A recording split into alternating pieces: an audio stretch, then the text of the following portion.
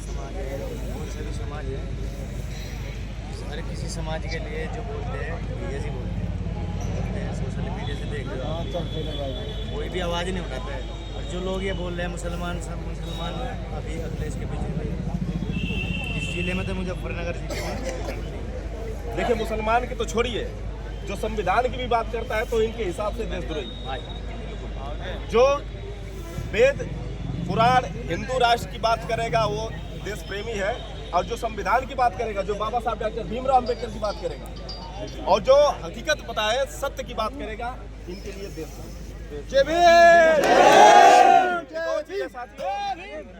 ये जगह जगह पर I love Ghazipur, I love Mahadev, I love Mahakal, I love Durga, I love पता नहीं क्या मालूम पड़ा कि वो देशद्रोही आतंकवादी है, भारत के हिस्सा ही नहीं। मैं कहना चाहूँगा